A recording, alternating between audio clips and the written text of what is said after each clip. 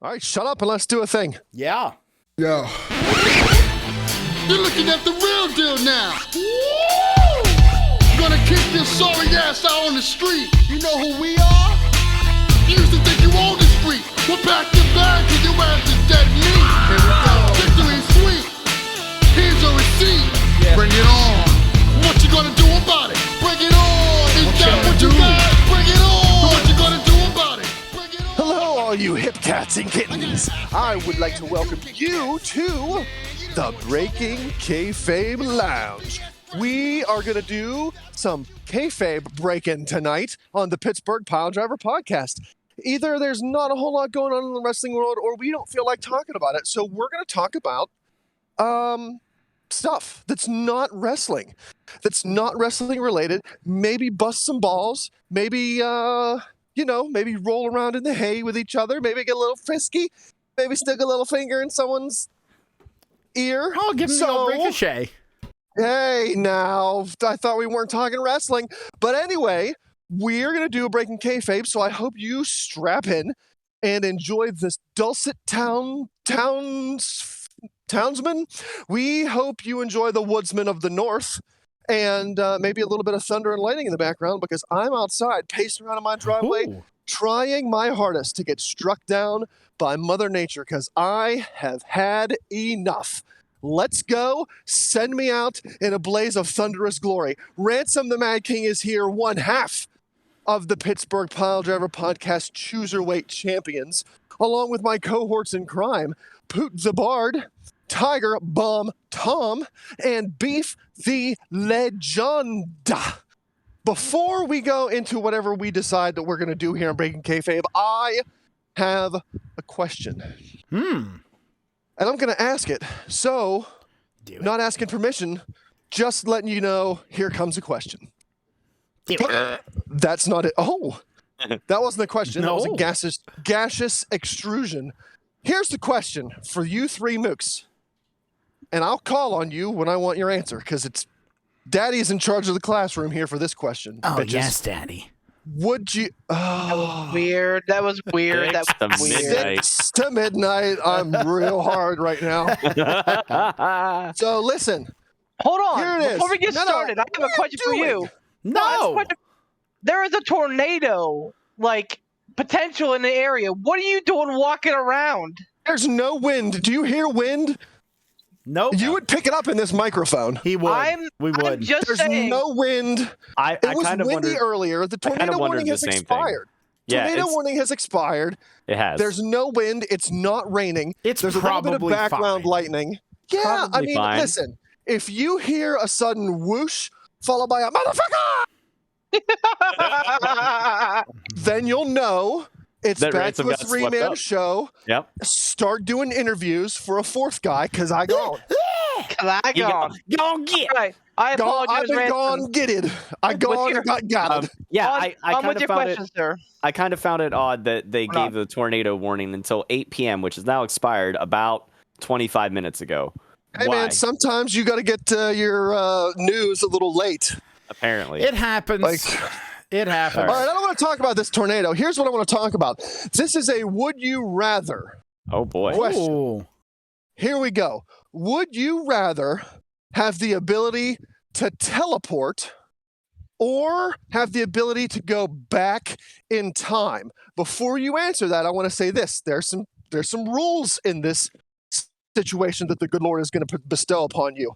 If you have the ability to teleport, you can only teleport to a place where you sit down a tiny little teleportation disc. You have one. You can place it wherever you want. You can teleport to that disc and you can teleport back home.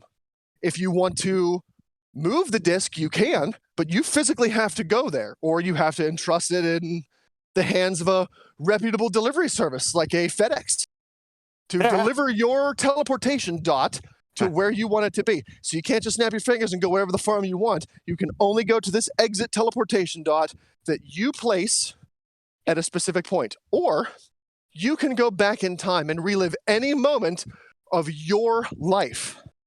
Now, this is for a day. You have a day to relive, 24 hours that you can relive. You can change anything you want. You don't. It's not a mirror, or it's not like a replay of what you've done. You can go back to any point in your life and live it again. You can do whatever you want, but at the end of that 24 hours, you're slingshotted back to the present, and nothing you did in the past has taken effect. So nothing that you did different matters to your future. But you can go back and relive a moment. You can change whatever you want in that moment. But when you're slingshotted back to the future, nothing you did in the past happened. So no butterfly effect. Got it. There's no butterfly effect. You can't go forward. You can only go back, and you can only go back to times in your life. Okay. So then when you go back and so basically what you're saying is going back would basically relive a portion of your life, and you can go, oh, that was great. It won't affect anything. It won't affect anything different. It's just you go back, can relive it. You go back and relive it. You don't have to do everything in the exact same way that you did before, but you can go back to a specific time in your life. So, but it won't change a thing. No, whatever. So let's say, for instance, you go back in time, Poot, to the SummerSlam live show that we did from Porch in Mordor, and during the Tradition Not Tolerance conference across the street at the old church, and you walk over there and you get naked and you go, I've got your tradition for you right here, and do the old DX crotch chop. Maybe you get arrested, maybe you go to jail, but when you're slingshotted back to the future, nothing you did then changed anything in the past. Because history is what history is. It has nothing to do with what you went back in time and did. You kind of understand what I'm saying there? I did a bad job of explaining that. I'm there. All right, so, Poot, which one would you rather do? Teleport to a disc that you can place, or go back in time and relive any moment of your life, not bound by any restrictions of time travel, but when you go back to the future after 24 hours, nothing you did different in the past has taken effect. Well, before Poot answers, real quick, I want to clarify. All right, yeah, buddy. Are we talking like unlimited teleportations, and one day you can go back and relive, or no? You have unlimited teleportations to and from, like from your home to wherever your disc is at. At disc, okay. And then you go back and live a moment in time for 24 hours once a month. Oh, okay, once a month. All right, that's what I wanted to know. I meant to say that, but then I got lost in my my details and discuses, and I forgot. As much as I fawn upon the past, and I think about times that I could do things differently, and you guys know this, and also Beef more than most knows how I tend to.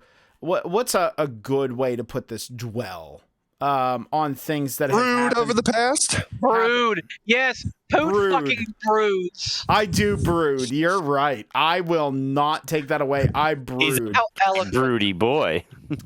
I do, but the problem is it's because that's a, you know what, listen, that's a Pandora's box of my thought process that I don't necessarily want to open during this question. If you guys would like to open it after the fact, I have a lot of things that are weighing on old Pooterino's mind lately. So if you want to open that Pandora's box, you're more than welcome to do it.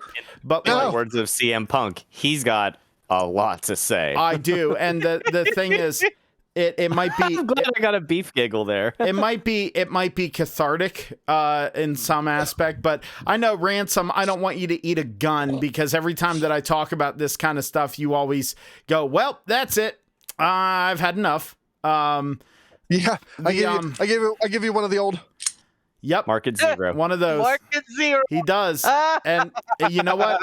To be perfectly honest with you, he's warranted, because I seem to put myself in situations. That's the thing. I'm too nice. But anyway, getting back to the original point, I don't want to go back and relive any of the stuff that I've done, because all the stuff that I would want to go back and relive, to be perfectly honest with you, is stuff like going back and watching from the outside all my broken legs, just to see what happened. Because they happen so quickly that, like, you know, I mean, there are things like when I played the solo in Children of Sanchez in my senior band concert at Lock Haven. I'd love to go back and hear myself play that, because I knocked it out of the park.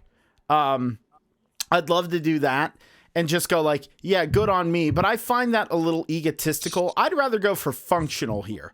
I would love to have a disc that I could leave at work in a hilarious place and just wake up in the morning and put on my 3-piece and leave the house at 7:58 and be at work. You know what I mean? Like, I wouldn't have to spend gas.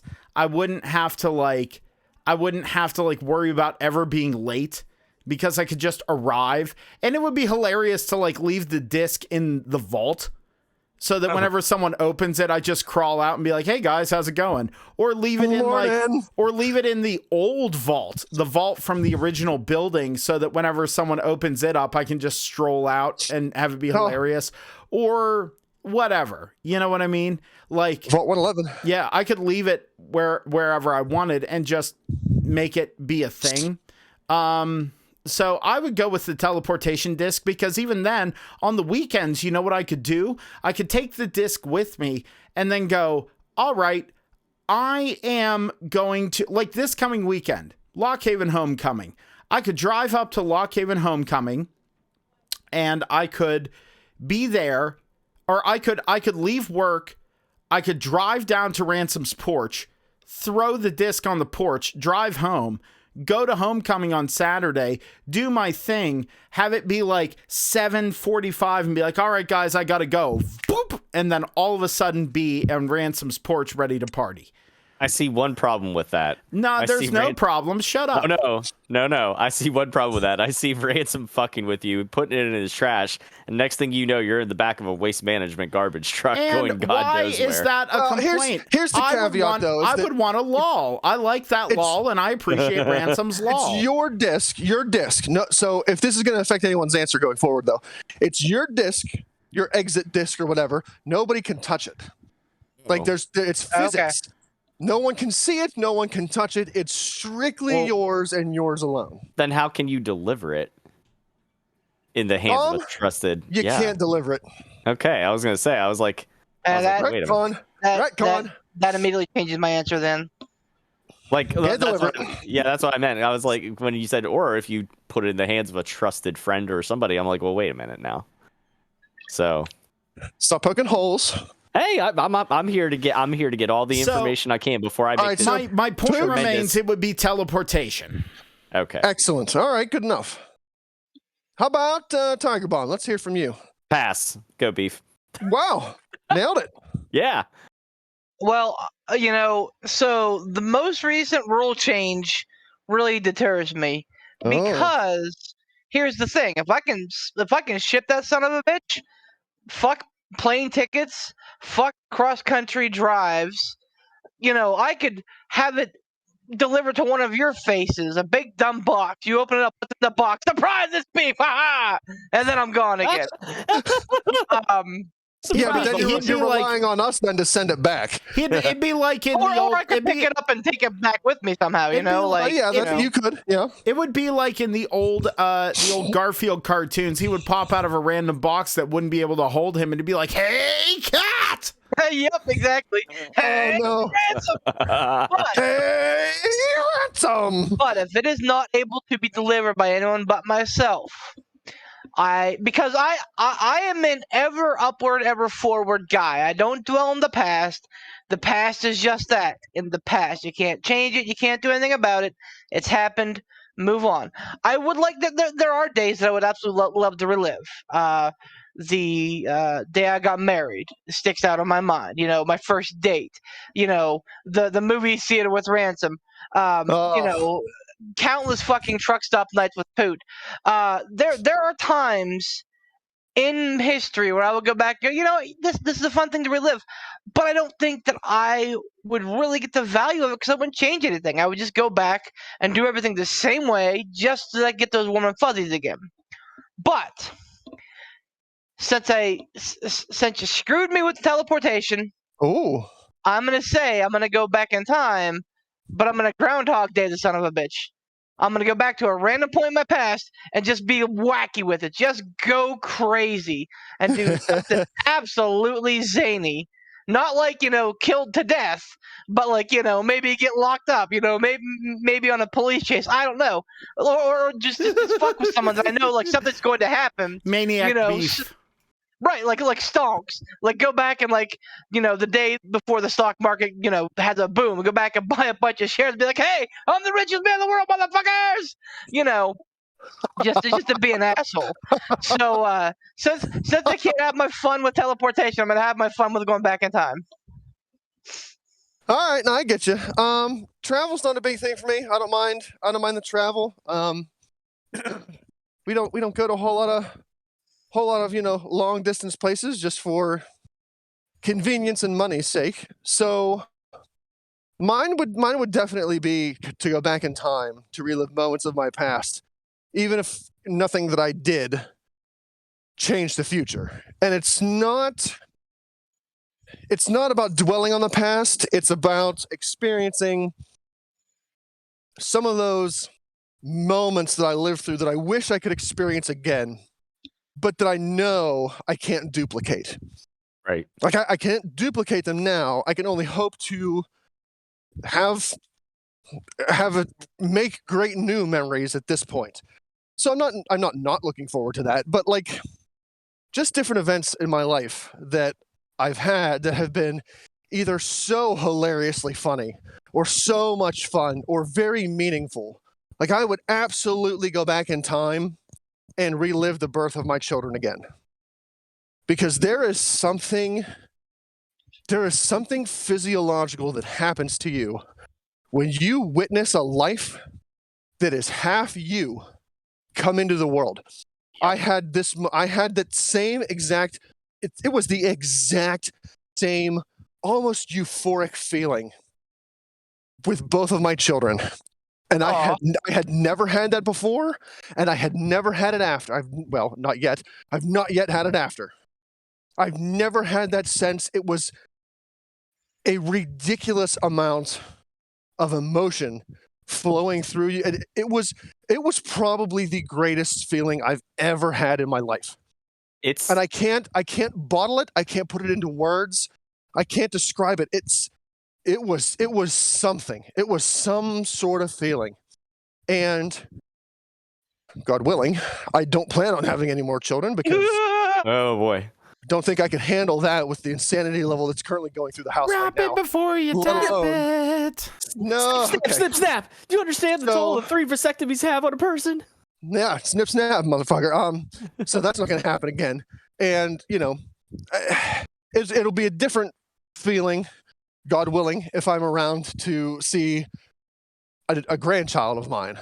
Yeah. It'll be a different feeling, but I won't, you won't be in the room when that life comes out of the womb and is brand new right there. That's a brand new created life. Well, welcome to a very introspective episode of Breaking Kayfabe. Yeah, I mean, really, that's probably, I would go back and relive those moments so many times, and I'd soak it up. I'd soak up every second of it because I can't get that back. That's awesome. That's and awesome. It's not just that. I mean, it's other fun times, of course, I had with you jackasses and different things like that. But that's what I would do. I'd take that advantage of being able to go back and relive moments of my life. Now, I don't think this is going to change my answer, but just out of curiosity, since it won't change the present, will you still be subconsciously or consciously aware of the stuff that you've done differently when you go back, or no? Yeah. You go back. It's basically your mind as it is right now. Yeah, but I mean, going back to your past body. So you know everything that has happened before that, and you know everything that's happening afterwards. Well, that's what I meant. Like whenever I snap back to the present, I'm gonna remember. Oh God, I went back and I was in jail that night or whatever. Oh yeah, I did that differently. Okay. Yeah, but it doesn't matter. Like like I remember going back in time and doing this, but it didn't affect my future. But you know that you did it. Okay, so I think I would probably go with that because I would kind of be like, I would be across somewhere between Beef and Ransom, and I would just have a fuckload of fun with it. I would see what's the most ridiculous scenario that I could get myself into within a 24-hour period, just for the lulz. The teleportation thing, yeah. If I'm the only one that can handle it, see it, whatever, if I'm going to be going to that place, I'm like, you know what? If it's somewhere that I can easily go to enough to place the disc, I could just go there. Like, you know, it would be somewhat convenient if I'm like, oh, I didn't have to drive like 40 minutes to Ransoms, but I drive 40 minutes to work anyways. Like, you know, how many days a week? So fuck it, why not? Like, I don't care. But I think I would choose the going back in time. And to your point, Ransom, yeah, there's something about it that the birth of a child sort of moment. I don't know, like. I told people, I was like, everybody asked me, like my dad and so many other people asked me before Connor was born. They're like, so are you going to watch? And I said, no, I still want to have a sex life afterwards. Obviously, that didn't stop me because, as we know, there came number 2. But yeah. So, but no, everybody asked me like, oh, are you going to watch? I'm like, no. And then when the day came, we were at McGee, and my kid's mom was, you know, she was there in bed, and we went through, instead of like just going through the regular OBGYNs, like she saw the midwives at McGee, so like there's still doctors there that they can consult with, like maternal fetal medicine and everything like that, but she didn't see like a regular OBGYN. She wanted to see the midwives, so like we didn't do like some sort of crazy at-home water birth or anything like that. When people say midwives, that's usually what they think. But to be fair, that's kind of what they used to do back in the day. But regardless, we're there, and they're like, here, hold her ankle on this side. And I'm like, okay. And then I'm like, well, I got the box seats on the 50-yard line. I might as well fucking stay for the show. So, and there is they eased you into it. They eased you into that. They were like, you know, it was one of those things where I was just like, all right, I'm here, and there are no words to describe it. But when I tell people it's one of the most beautiful experiences, that's the closest thing that you can come to it, because it's just not a fathomable, like, sort of a sense of what is happening, because it's a motion, and it's the realization that you created that thing that's slimy alien looking thing that is going to eventually turn into a mini version of you. Yeah. You fucking did it. You did it. Yes. You fucking did it. And she'll tell you that when she's there and the fucking pain kicks in, or you did this to me. I'm surprised I did not get F-bombed once during that whole first pregnancy. I'm very proud of her for that. But she did tell me, she's like, you know, this is your fault, right? And I'm like, uh-huh. And pro tip for any dads to be, or, you know, potentially one day dads to be, don't let her squeeze your hand. Squeeze your forearm. She can't break your forearm. They can definitely break your hand. Just putting that out there. But yeah, I had that moment. I was just like, that realization. I was like, holy shit! Like I helped make life. Yep. Wow. And then I think it was either, I can't remember at the moment. And this is another reason why I would want to go back, because like I have a pretty good mental picture of it in my memory. But sometimes little pieces get chopped in and out. Like, I don't remember if it was right before Connor was actually, like, out of the womb and into the world, or if it was, like, just before, like, one of the last times when they had her take a break to stop pushing. But I remember they told her, like, okay, I think it might have been after, whenever they were getting him cleaned up and stuff. But, you know, I was able to put her leg down, and I went over to the other side of the room, and I grabbed a paper towel and just kind of, you know, dabbed my eyes. They're like, "You okay, Dad?" I'm like, "Yeah, just a little emotional." Just like it was, I was just overcome with all the feelings. And that's same here. Like those were the only 2 moments in my life that I didn't realize that I was crying when I was crying. Yeah, like even you know, like you could feel yourself welling up. Whatever it is, you know, hurt, pain, sadness, tears of joy, whatever. You can feel yourself welling up. Yeah. Those were the only 2 moments in my life that I didn't realize it was happening until like I saw them dripping off my face.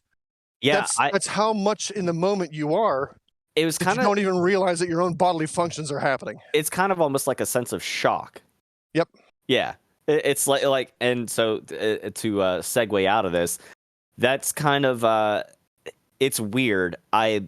So as everybody probably by now knows, if they're fans of the P3 and they watch my streams or whatever, I'm all, fucking Dr. Frankenfinger right now. I didn't send you guys pictures of it.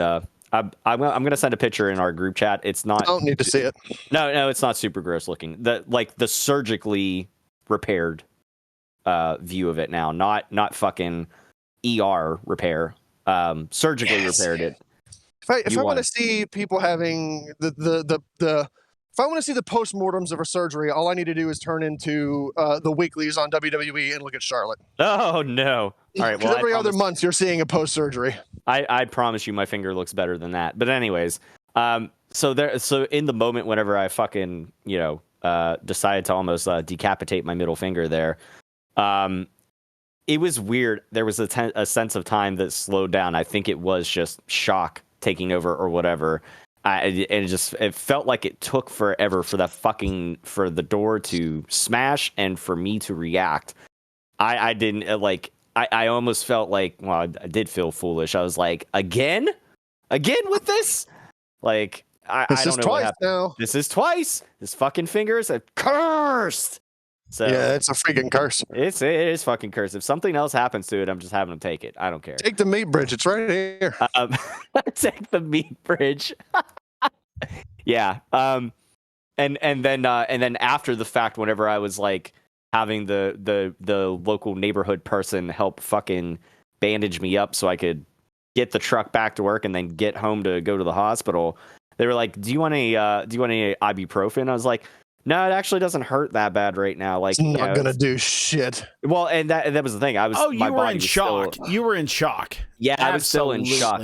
I was absolutely still in shock. I tell you what, though, it started throbbing like hell on the drive back to Neville Island. I'll tell you that much. I was like, I should have fucking taken the ibuprofen, and yeah, it wasn't gonna do anything. But I will say now, it felt pain-wise, no pain. I feel a little bit of almost like a tight sensation, like if somebody was like squeezing on the tip of your finger or something, kind of around where the stitches are. Right. But Monday was the last day that I took any perks, because I don't know if I just didn't eat enough Monday morning, but man, fuck that.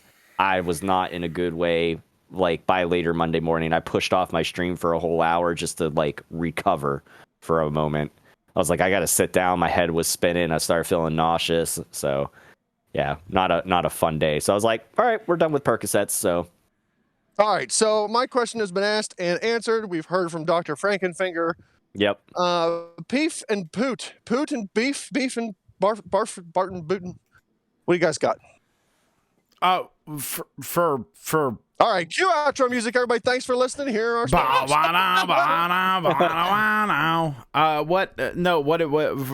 for what? I don't know, man. It's freaking breaking kayfabe. What do you got? Hey, I got something. I was gonna say, you guys, really quick, Tom. I'm sorry. Like, you guys talk about those moments, and I'm not gonna lie. Being someone who's 36 and hasn't experienced those things of like, seeing your child born into the world and things like that. I mean, you kind of, when you're not in that position, like, and again, I'm kind of the one who is the most, for lack of a better term, when it comes to age-wise, regressed of the four of us. I'll fully admit that, because Ransom, you're married, you have children, you have your own house. Tom, you're married, you're in a very serious relationship, you have children, and you have a house. Beef, you're married. You and Brittany have been together for a long time, and you have a stable household and everything. Myself, I'm still the rogue, the rake of the P3. I don't. Well, I mean, technically, I own my own home. But like like I don't like. I mean, I haven't really had the big quote unquote adulty milestones. Belch. of To be for the fair, yes. To be fair, my name's not on the deed, but I get your point, and I'm the same. So in a way, I kind of have that milestone, but I kind of don't. Like, Well, no, and I. But so I get you, but it took me damn near 37 years anyways before that actually happened. So never Hey, you know what? Never put No a matter- timestamp on it. No matter how bad you might feel, it could always be worse. You could be Well- 40 and still have no idea what steampunk is. What? Oh, God bless you, Bob.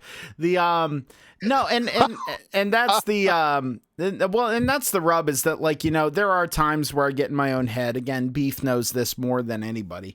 I get in my own head about things, and I get in my head about my own worth because, I don't have kids. I'm not married. I haven't bought a house independently, and I haven't done those things.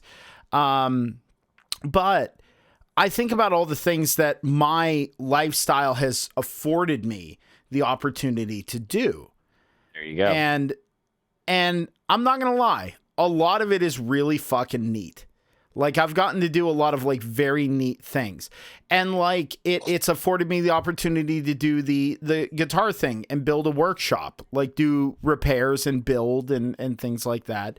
And I have a lot of freedom to do as I see fit when I want to do it, which is a luxury that I know a lot of people say that they wish they could have. And I kind of have to hang on to that. It's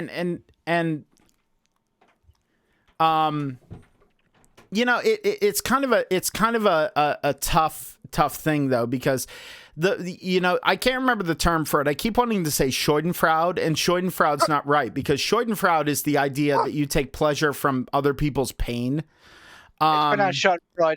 It's Schadenfreude. Schadenfreude. Okay, well, thank you. I appreciate that, because I've been saying tomato. No, Beef's right. Like, is he? Schadenfreude. Right. Fix your backfire car. It's Schadenfreude, and like, but there's a term, and I can't remember. Hold on, Poot. I gotta say this. The narrator in Ransom's life, that was no car backfire. But like, Go ahead, Poot. But no, like that's the thing, that there's a principle. That is no moon. And that's no moon. I can't remember the term for it, but like, it's the idea of fear of diminishing opportunities as one ages. There's a term for it. I'll consult the Google machine. Yeah, consult the Google machine, because I used to know it, and I keep wanting to say it's Schadenfreude, and it's not right. Getting deep. But But like, fear of what? Fear of diminishing. The fear of diminishing opportunity as one ages. Okay, fear of diminishing. Let's see what Tom Welcome to comes up Google with. Cast, everybody. Opportunity. all you fuckers. I'm just sitting here like, well, at least my fantasy team's 3-3 this year. Like, Anyway. I'm sitting here thinking, boy, I wish I even understood what a fantasy team was. Well, I feel like Bob in steampunk. I don't understand how fantasy football works. All right, so listen, I have a question. All right, let's go there, Freudenstein. I'm not done. I'm not done with my point. Stick with me. I'm honestly Tom, not go finding ahead. it. Don't worry about Googling. I'm not finding it. But there's a term for we get what you're saying. There's a term for fear of diminishing opportunity as one ages. That's why, like, whenever, and I know I talk about this a lot, so give me shit all you want. I don't really care. I spent 10 years in a career, and when I left it, I immediately saw benefits. And it's one of those things where I went, oh, I should have done this a long time ago. But when I left the radio station and I moved over to banking, I saw the opportunities arise, and I saw immediately the good things that came with it, increased pay, better benefits, the whole 9 yards. And the thing that's come along with it now, coming up on 6 months in, by the way, the thing that I've kind of become is I'm no longer, Poot the Bard from the radio, which, I mean, we've said my actual name on this show numerous times, so it doesn't matter. I'm not that guy from the radio anymore. Now I'm the lead guitar player from Hellbent, which is really cool. People recognize me from that versus my previous job. Like, I'm stopping being identified with it. And the nice thing is the people that do remember that keep coming to me and saying, I don't listen to that station anymore because I miss you. And I'm like, fuck yeah, you do. Like, Yeah, screw that place. yeah, and that's the thing is I harbor honestly no ill will to that place because Well, I do. I don't, because like it just, I had a really good career. People really liked me, and you saw the backlash when I left. So like, you know, it's one of those things I'm like, all right, you didn't want to pay me, so I'm moving on. I found it, Poot. I found it. What's it called? It's in German, so I'm going to butcher the fuck out of this. Are you ready? Or backfiring. Torschlusspanik. Torschluss. Oh, Torschlusspanik. That's it. Yeah, Torschlusspanik. Holy shit! I can't. Yeah. Listen, okay. Before I gotta tell you two things. One, it's like I said, it's a German. It said translated literally. This word means gate closing panic, but its contextual meaning refers to the fear of diminishing opportunities as one ages. When I put in a Google search for what is the term for a fear of diminishing opportunities as one ages, I got a bunch of stuff about age discrimination, age related hearing loss. Guilty. So you know, it's kind of like when you go to WrestleDeals.com and you get deals on multifamily garage sales. Multifamily garage what sales. the fuck am I looking for here? What kind of rabbit hole did I just get sent down? All right. Poot, hold on. I have to say this. Poot has such a gracious nature about everything that he does. If I could like model together like points from you guys, it would be Poot's gracious nature, even in the face of extreme conflict. Ransom's undeniable, unyielding work ethic, and Tom's tenaciousness for everything that you do. All of you guys are just like machines. And fake it till I make it. There's no tenacious work ethic. It's a fake it till you make it. I disagree. I respectfully disagree. I think you guys are all very, very reputable young gentlemen. And Poot, I just had to point out how gracious you are. Like, even though that station that we're not going to put on blast, but you know, they treated you like a piece of shit, as most employers do with most people. And that's, you're sitting here giving them the kindness and like the gentlemanly nature that is Poot the Bar. Well, dude, and that's the thing is that like I know no other way to do things because it honestly is. There is only one person in the world that is dead to me. That in my 36 years on this planet Earth. That's good reason. That is dead to Everybody, me. I'm Ransom the Madman. Nice to meet you. No, never. If you called me at the drop of a hat, I would walk out of my job and be like, "I'm sorry, my buddy needs me," and they'd look at me and say, "You can't leave right now." I'd be like, "Fire me," and I'd walk out the door.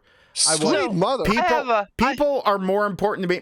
I'm gonna wrap up my point here. I promise I'll shut the fuck up. But like my point with Torschlusspanik was that the fear of diminishing opportunity as one ages is that you hit a threshold where you go like, at what point do you have to just settle and go, this is what I am, this is who I am, this is what I do, and I can't move forward. And everyone always says never. And I appreciate that. And the more that we go along in society, the more that I'm starting to lean towards that idea. But we really do start getting to the point where you have to realize that, like, for example, if I stay where I'm at for 5 years, I'm going to be 41.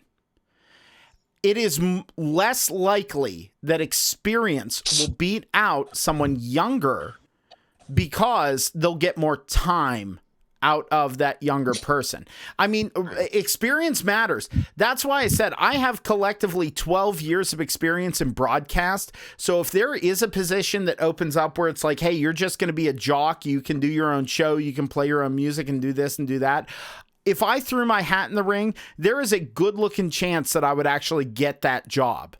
But the further along that I go and the older that I get, the less likely that that's going to happen, because if I'm 41, they'll go, oh, at best we're going to get, 20 years out of this guy, and then we're going to have to find someone else. Like, you know what I mean? It's that kind of thing. Like, I run into that, and like, I like to tell people that I'm having my midlife crisis right now, because I'm like, think about it. I'm 36. Multiply that by 2. What does that leave you? 72?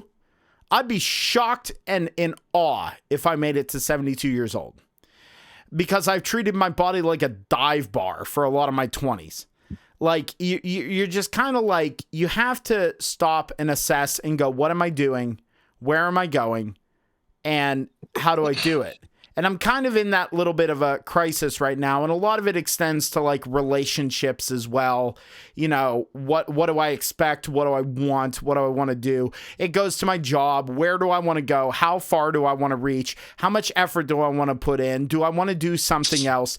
It's all these things rattling around in my head. And I feel like because I don't have something absolutely stable like children, a wife, a house that I purchased or whatever, that like I kind of go, because things are so open, because I have those opportunities, in the sense of that I don't have a lot of things tying me down, I get option paralysis, and it goes, oh, I have so many options, I don't want to take any of them.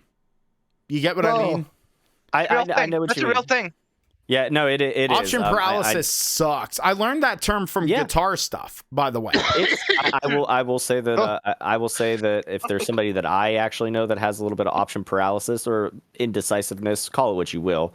I could say that my girlfriend is kind of that way. It's really easy to be overwhelmed by having too many options, for sure. To kind of go off your point there for a second, Poot. I will say there is one thing that you have that you, no matter what, regardless of kids or relationships or anything, the one thing that you have to have that's stable in your life, wherever you are and whatever you're doing, and I think you have it, is you.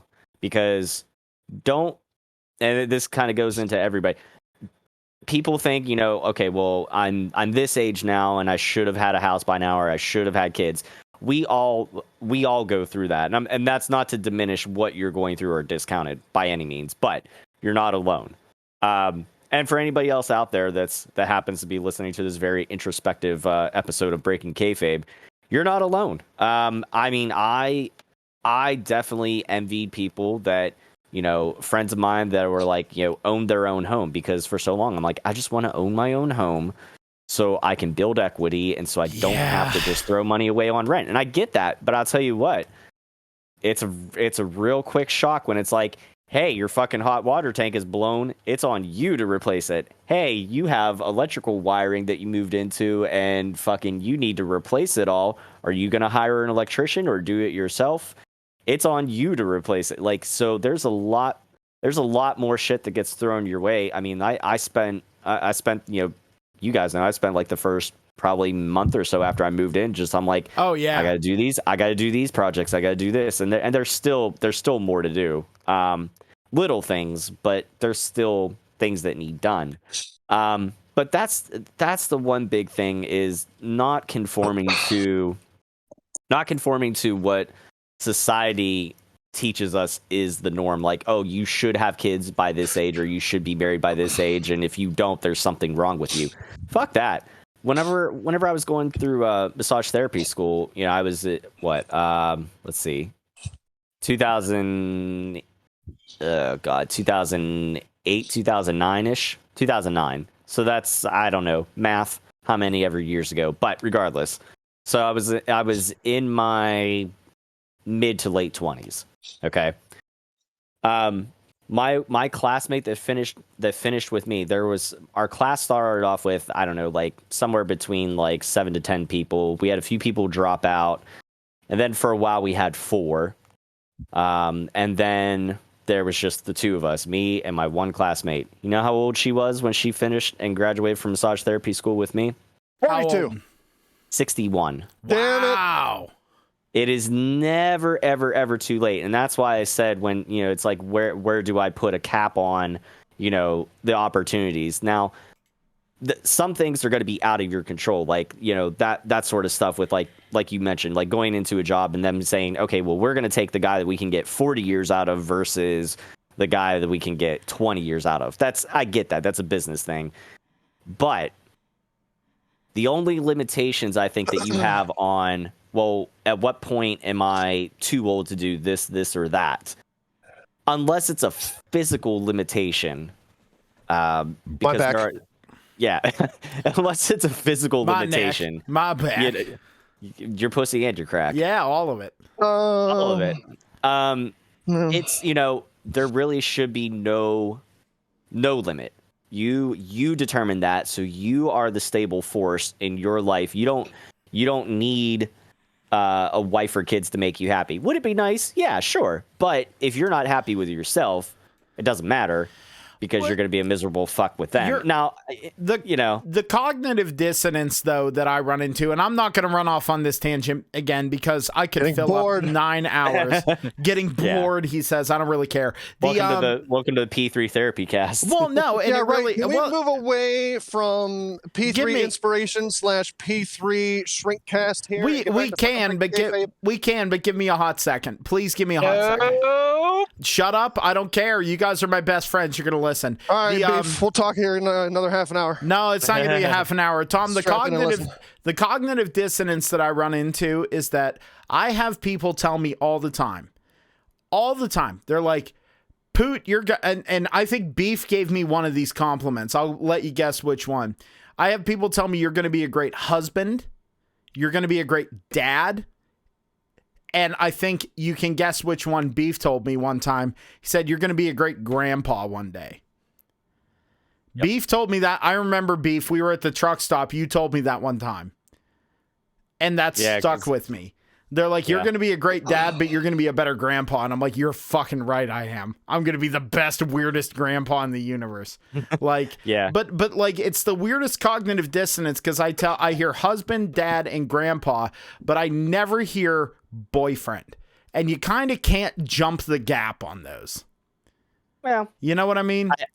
I think you make a good one of those too. I mean, you already do, buddy, in my eyes.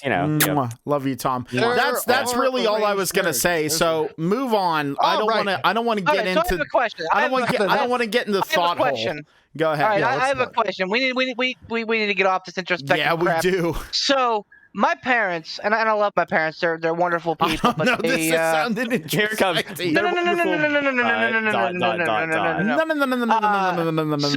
they have been planning to go to Florida, and I want to get you guys' what you would do in this situation, because I know that you guys know what I would do. They've been planning to go to Florida here for about 3 months. They got their plane tickets about 3 months ago. Okay. Flying out of State College. They originally going to fly out of Pittsburgh, but they're like, oh, we can get better deals at State College. And I'm like, okay, sure. Well, that's fine. Cool. Have fun. Now, that being said, they were going to leave today, but they got to the airport only to find out the flight had been canceled. Apparently there was an email blast that went out at like 1 p.m. today, only 7 hours before the flight, was set to go off. So in theory, that's a lot of people probably would be in motion anyway. But my mom is a consummate night owl. She was sleeping. They take off to the airport because, my parents, like most parents, don't think, hey, I have to check my email before I leave the house. So they're at the airport, and they find out that the flight has not been delayed. It hasn't been rescheduled. The flight has been canceled. There is no flight. It is an X flight, sir. It has ceased to be. It has ceased to be. How do you handle it? Put the bar. Don't start with me, because I'm gonna piss. I want to have a clear head for this one. Go ahead. So, all right, have a full-on diatribe. I'll get this. I would say first things first. I don't know if they had any sort of ticket insurance or anything like that, but I would say first things first. If learn from this mistake. If you didn't get extra insurance for your tickets or the trip or whatever, always get the extra insurance, just like a rental car. I'm sure that they'll be. So I haven't gotten the nuts and bolts with them, because obviously they're trying to punch a lot of things up on the fly right now. Yeah, right. But I'm sure that they're going to be compensated. They're going to be given their money back at the least for this foul up, because while it is probably in the the little font that the flight the airline say, hey, we get to keep your money even though we cancel because we're big business. Card is subject to change. Yeah, most airlines don't operate like that because word of mouth, bad gas travels fast in a small town. In a social media centric world, you can't just be like, well, we canceled your flight, we're keeping your money, get bent hosers. But go on, Tom. No, I was gonna say that would be the first thing I would. I mean, I'd be pissed, but the first thing I would do would be calling any sort of customer service to make sure what the refund policy is. And then, as far as the trip itself, I don't know if they had. I'm sure they probably had some sort of reservation somewhere, hotel or whatever. No, they were actually staying with my aunt and uncle. Thankfully, there wasn't a lot of hotel reservation things to mess up. So that at least is a plus. Well, that's good. I mean, I'm somebody. Again, in the face of fucking trauma, logistics start winning over, and I'm back. my mind goes critical thinking mode. So like again, with fucking Frankenfinger injury, the first thing I did was I jumped out of the back of my truck, put pressure on it, ran up to the first person I could find, and asked them for a fucking first aid kit to help bandage my wound. So I'm picturing like Sherlock Holmes style, like everything slows and you hear like a British voice, but in Tom's voice, like apply pressure to the wound, wrap wound, get to the hospital. Yeah. Oh yeah. No, I'm no lie. That's how it was. I was like, oh fuck, okay, I need to do this. Like I was like talking to myself out loud.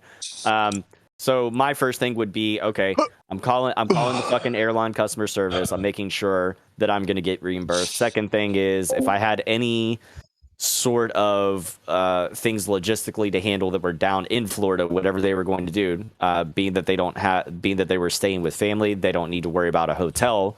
That's good. But if they had anything else going on that they had booked ahead of time, I'd be, calling and saying, hey, this is what happened. What can you do for me? When's the soonest that we can reschedule or figure that out? That's how I would be doing it. I'd be pissed the whole time while I'm doing it because it's a big fucking inconvenience. But in the long run, my critical thinking, I think, would win out, and I would just handle it. And then as soon as I know that everything's handled to the best of my ability, then I'd be like, "Fucking assholes," and I'd probably just be punching into a pillow or something whenever I got home. I don't know. How about you, Ransom? In this particular scenario, with no hotel or anything like that needs to be reworked, my first course of action is, okay, when can I get the next flight? Like, when's your next flight there? And if it's hours later, okay, I'm hanging out. If it's, days later, all right, going home, coming back to the airport, get back on a plane, and let's go. If there's no other flights, if they're just like, nope, we got nothing. Nothing upcoming, sorry. Well, then it's okay. How do I get my money back? And then how can I book on a different airline? And yeah. I mean, it's basically it. Like, I feel like in that situation, I'm sure I'd be miffed, but like a freak out, what's that going to do for me? That's going to get me tased in the middle of an airport, and there's no point. You're going to have TSA. No, shut up. No point of anger is going to get me anywhere, no matter how angry I get. It's not going to get me anywhere I want to go. Because they cancel the flight, they're not going to reschedule just because I'm Grumpy Bear.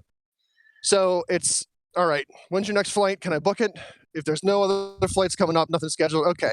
How do I get my money back? When are you going to have it refunded? And when, where can I find the next reputable airline that has the next flight out? Let's book it. Let's go. I love you two. You guys are so pragmatic. You have a freak out.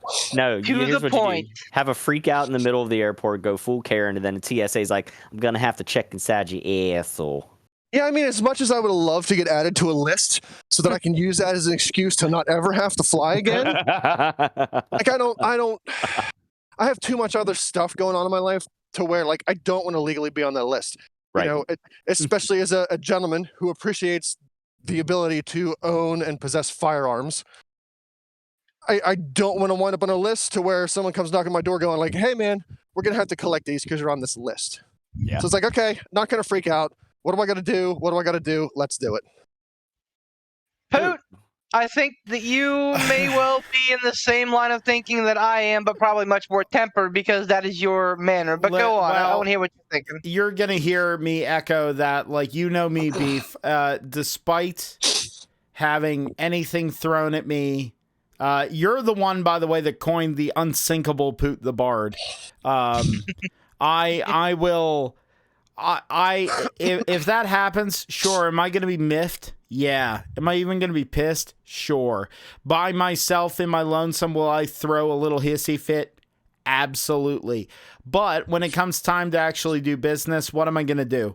My anger, my frustration, and my ire is not going to fix anything outside of my own personal little bubble. So what do? You act pragmatically, you find the best solution, and that's what you do.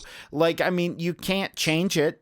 The sun, even if it ruins everything, guess what's going to happen? Tomorrow morning, the sun's going to rise, the world's going to keep spinning, and everything will keep moving just fine. Yeah, is it going to mess up your initial plans? Sure. Is it going to be an inconvenience? Obviously. But like, you just keep moving. You figure out what the best solution is. And also, whenever something like that happens, more than likely the powers that be will try and compensate you accordingly, or even if not accordingly, they'll at least try minimal compensation for you. There's no reason, absolutely no reason to throw a shit fit. There's absolutely no reason to say, I want to speak to the manager. There is no reason to do any of that shit. There just is not. Like, you just do your thing, be calm, get on your way, and then enjoy what you're doing. That's how you have to do it. That's why I'm so thankful for my wife, because she talks me off a lot of those cliffs. Yeah, before she did that, I did that shit. Yes, to Ransom too. Because you're knee-jerk beef. That's why. Like, I am a creature. I am a creature of emotion, and you guys know that, for better or for worse. Like, when I'm the life of the party, I'm the best guy there. I'm the guy having the most fun. I'm, happy to be there. I'm happy to see everybody. I love everybody. Like, when I'm down, man, am I in those pits of despair? And when I'm angry, you fucking look out, Tokyo. Here comes Beefzilla. Your highs are high and your lows are lows, buddy. That's why you and I are best friends, man. I am an emotional fireball, and Brittany, God bless her soul, tempers that, because she can see it coming. Now that we've been together 10 years, she can see like the anger start to swim, and she pulls me in. She's like, "All right, listen, it's gonna be okay." I had the anger sharts on Monday. She's like, "Oh, that's it. Shut it down." No. It's gonna be okay. We're gonna get through this, and everything's gonna be fine. I honestly though, sometimes you gotta the best thing you could do, and I do this for myself when I have a fucking like 100-pound fucking delivery box, and I'm pissed that I even have to have this thing on the back of my truck when it says 2-man lift and it's me and a dolly. That's your fucking 2-man lift. I just use the anger to fucking power through it. Like, literally, I'm like, fuck this! So, and just angry lift. You know what I mean? Yeah, but picking your battles, man. Picking your battles, that's kind of where I go with it. Oh yeah. I let my anger get just to the point of like making sure that I get taken care of, and in a fair way. Because I've actually had this happen to me before. On our way home from, I think, Mexico, I believe, several years ago, we were flying into New Jersey, of all fucking places. What a terrible place. And our flight home was supposed to take off at like 6 or 7 EST. And it got to be about 7:30, and they're like, "Oh, the flight's delayed." Like, hey, no fucking shit. Okay, 9 o'clock. Oh, flight's delayed, 11 o'clock. Okay. Like, I got work the next morning because I'm bad with PTO, and I'm like, I fucking get as much squeeze from the juice as I can. And so I worked the next day, and I'm like, all right, it's 11 o'clock. I got to get back to Pittsburgh. I know it's only like an hour and a half flight from here, but like we're starting to get into the gray area. And then at like 11:02, they're like, hey, we're canceling your flight home. And I'm like, what? And that was a fun experience. But luckily I had the leash keeper kind of holding me back. The anger made sure that I got my point across, and that I got everything that we needed to get, like a car and everything taken care of. And then I spoke to their customer service like over the next couple of weeks, and I made sure that they paid for every fucking dime, and that they knew that's how that was going to go down. I'm so thankful that my dad is not in jail, because like that was my first thought. My brother texted me. He's like, "Hey, Dad's probably maybe gonna go to jail. The parents' flight got canceled without them knowing it." And I'm like, "Oh God." Oh boy. Like I can. My dad is much of the same vein as me. He's a very emotional person, and like when like he'll be at the grocery store, a card will get declined, right? And he'll get pissed off. He'll get pissed off, and he'll throw like a little micro fit, walk off, and make sure that everybody knows that Richard Martin is walking out of the store pissed off because, damn it. So like that was my first thought. I was like, oh man, the old man's gonna lay an atom bomb, and that's gonna be it. So he's not in jail, thankfully. But yeah, so I think the crux of the thing here is, don't fucking fly out of state college. And I'm going to apologize to my mom, because she told me like 3-4 weeks ago. She said, "Hey," because my aunt Cheryl went down to visit my aunt Winnie 2 weeks ago and just came back. She said, "Hey, heads up, you might have to come get us at the Pittsburgh airport because they're canceling flights out of Florida to State College."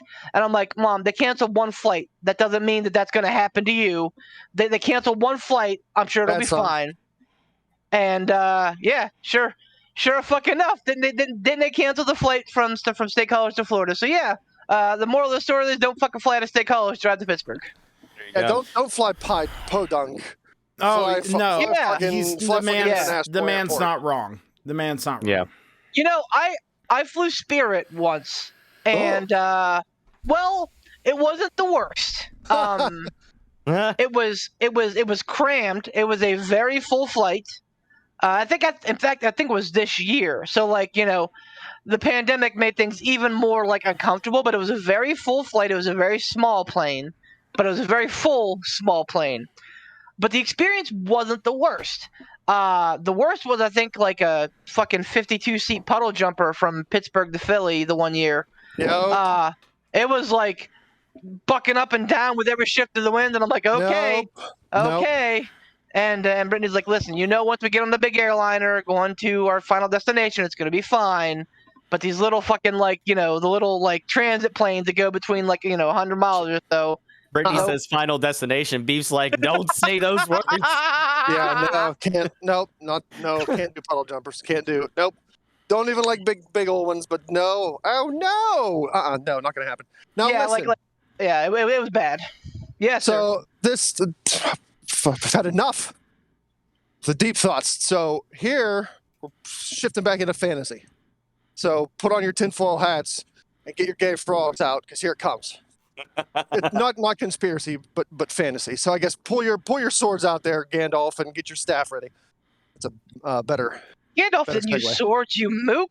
Sure did. He was a wizard. He used a sword and a staff. I didn't know he used a sword. Glamdring was the name of his sword. Glamdring. Touche. I'm walking it back. Lord of the Rings me. I am the nerdiest, dorkiest, dumbest dum-dum that ever dumbed Middle Earth. Now listen. Hey, Beef, how's it feel to get flexed on for a change? Yeah, that was rough. That's okay. Lord of the Rings I can't get away with that. I can't get away with that on Beef very often. Like twice a year, I get that. So revel in it. This is one. I mean, I'm close to the end of the year, so I'm a little delayed. But that's one. Go All on. right, so here we go. This is another would you rather. Would you rather have Samus's power suit, Jozo power suit, full upgraded the day you get it, but every time you sneeze, it's like starting over a game of Metroid. You lose all your upgrades in your general county that you live in.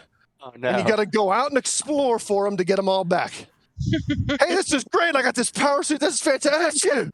I don't have my fucking morph ball anymore. Fantastic. How the hell am I going to get into this crevice? Now I got to go strolling all around Mordor looking for my damn morph ball. So that, or you can have Iron Man's armor, but you're not great with science, so you pretty much have a Tesla battery operating it. So we're like, hey, this is great, but I got 4 hours of use of my Iron Man armor, and then I got to plug it in for another 2. But I mean, no one else has this Iron Man armor, so the ports for this are going to be pretty sparse out in the world. So it's not like I could be like, oh, I'm just going to pull into the sheets and charge up my damn power, my damn Ironman armor. Nope, that don't happen. What would you rather? My God. I want to hear everybody else. I'd like to go last if I can. Hey, if I want to hear you, what do you got? I want to see Beef do the bitch ass, and then fucking morph ball's gone. Fucking hell, how am I going to run through water now without my gravity suit? Iron Man's do it all day. I'll figure some shit out. Like, he can fly pretty fast. I can get to where I need to get to. I just I sneeze way too often, and way too inconvenient spurts. So I'd be halfway through the fucking day, getting my shit back. Achoo! Fuck! Here we go again. I go to bed and wake up halfway through the night. Achoo! Fuck! Damn it! So yeah, I would definitely choose the Iron Man armor for sure. What do you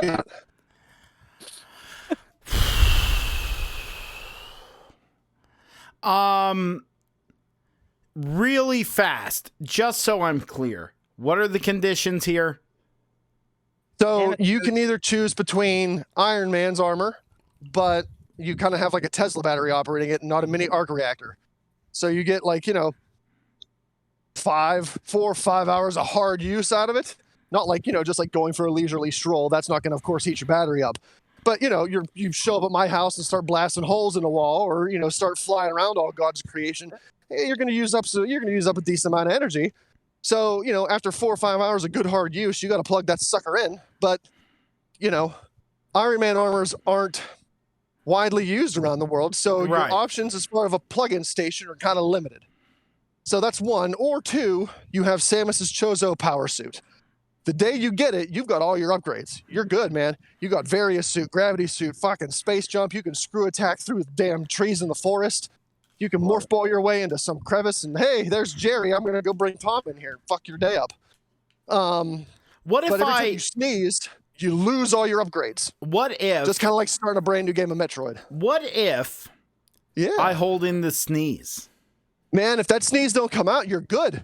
If you plug your nose and instead of sneezing, you blow it out your ass, you're fine, man. You ain't losing any upgrade. Oh, this is tough because very rarely do I outwardly sneeze. I always hold that sumbitch in. Now, it can't be one of those sneeze is a sneeze. So whether it's a achoo or it's a that's still a sneeze. Oh, so you're saying that so if I go that's a sneeze because you're literally still sneezing. Fuck that. Have you ever had to sneeze and you clench your nostrils shut and you get it just in time to where you still feel it, but then it goes away? Oh, 100 that does not count. 100% Iron Man suit then. 100%. Because weirdly enough, in a town close by where I live, weirdly enough, there is a dock for electrical cars and Teslas. Oh, buddy. So as long as you don't move out of Clearfield, you're set. Well, it's not in Clearfield, but it's close enough that I feel like if I go, Rut-row, I'm running on empty, I could just fly over to it. You're getting good. You got the time. Oh, yeah. I gotcha. And here's the thing. Those charging stations are becoming more and more prevalent. As we were driving to Virginia and back, a lot of the gas stations that we stopped at had dedicated Tesla spots. So, I mean, they're getting more and more.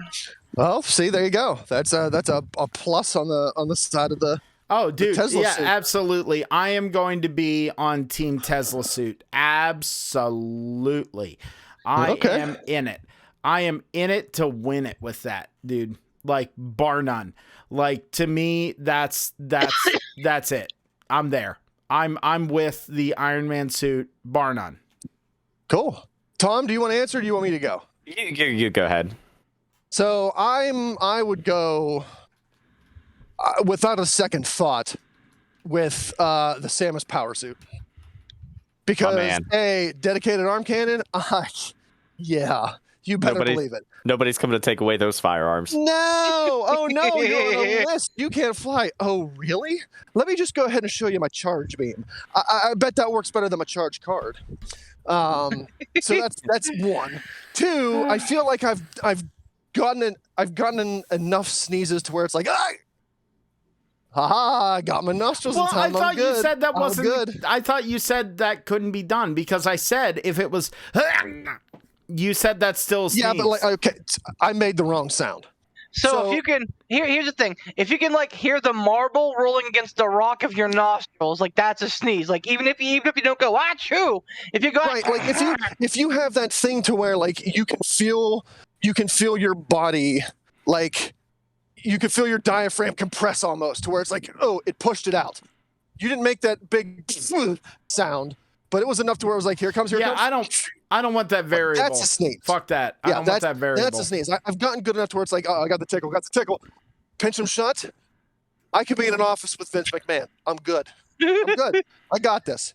So, and two, and you know, if I do happen to sneeze, I feel like there's a nice little adventure in that to where it's like, oh, okay, well, shit. I lost all my upgrades, but I still got my regular beam. I still have this power suit.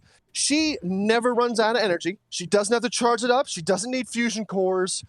I mean, you're good. Like, you've got this suit. And even if you don't have any upgrades, you have a damn dedicated arm cannon, which at the very least, you're smashing your way through things like the damn Hulk. Yeah. And, you know, like, hey, if it's strictly limited within the county that I live in, I'll go out and explore, because what am I afraid of? Am I afraid of walking through downtown Mordor and getting shot? What's your 9mm going to do against my Chozo power suit? I'll blast you into Kingdom Come. And two, if I go traipsing around the woods, oh no, a bear. What are you going to do, bite through this? No. Oh no, a tick. What are you going to do, give me Lyme's disease? No, I can survive in space. Stupid, you ain't getting in here. I love it. I love it. I'm good. All those reasons, and it should be no surprise. I mean, look at my fucking Discord bubble here. It's a fucking Metroid. I mean, yeah, I'm gonna pick. You knew I was gonna pick the fucking power suit. I was almost on the verge of Team Tesla, because Beef started saying like, yeah, you know, Tesla ports are, you know, getting more and more rampant, more widely available. But to Ransom's point, even though it's not the fully powered power suit, if you sneeze, you still have a power suit, and you still have an arm cannon, and yeah, fuck anybody trying to stop me. And it's that I was thinking about it too. I was like, if I sneeze, that's a whole new adventure. Now, whether or not that means the items are going to be randomly, each time that I sneeze, each time that I have to start this new adventure, if that means the items are going to be that's a variable. But regardless, whether it is or it isn't, I mean, fuck, I've played plenty enough Metroid in my day. I'll find the shit I need to find, and I'll get it. Yep. I'll get there. And plus, too, if you think about it too, Tom, speed booster, charge that bastard up, and you can shine spark to wherever the hell you want to go. Shine spark all the way down 28 to the Etna exit, and then up Route 8 to your place, and be like, let's go. We're on a fucking adventure, Ransom. Yeah, right. And I mean, hell, got a power suit. So why on earth would I even think that I needed to have employment anywhere? Yeah. I got a power suit. I don't need a job. Or two, but hey, if I get somewhere fast, man, I just speed boost down the alley, boom, charge up that shine spark, and wow, I'm off to the races. I would find a way to somehow manage like solar power or whatever electricity for my house, like being charged through like blast from my arm cannon. It's like, we need to charge up the panel. Here you go. Boop. Done. Yeah, boom. There you go. Fire a super missile into that sumbitch. I got power for years. I love this. I'm all for it. Hey, we've been going for a while. Do we need to burrito this episode? We can burrito this episode if you want, and then break it into, because we're at 1 minute and 13 seconds. Yeah, let's burrito here, and then let's record episode number 2 and get rolling. Now we're in 13 minutes. All right. Thank you guys for listening to this episode of Breaking Kayfabe. We're going to have part 2 coming up here very quickly, so make sure you stick around. I want to thank our sponsors very quickly, Mr. Casual Gaming Dad himself, our very own Tiger Bomb Tom, and his page Casual Gaming Dad on Facebook. Join Casual Gaming Dad's Corner. Watch his awesome streams. His playthrough of Metroid Dread was fantastic. Make sure you check that out. Also, check out his playthrough of Legend of Zelda Ocarina of Time. Also very, very good. We also want to thank Frigoff Ransom and his glorious channel and his hilarious sweet boy shenanigans. We also want to thank Mr. Sean Tischler and his work with independent wrestling in the central Pennsylvania area. And, of course, Gould Gaming for carrying the Pittsburgh Piledriver Podcast t-shirt. And trust me, I'm sure there's going to be plenty of us for to rant on wrestling here coming soon because, oh boy, what a weird world it is. Until then, stay tuned for episode 2, and we'll see you here very soon. Power City for the win, nerds.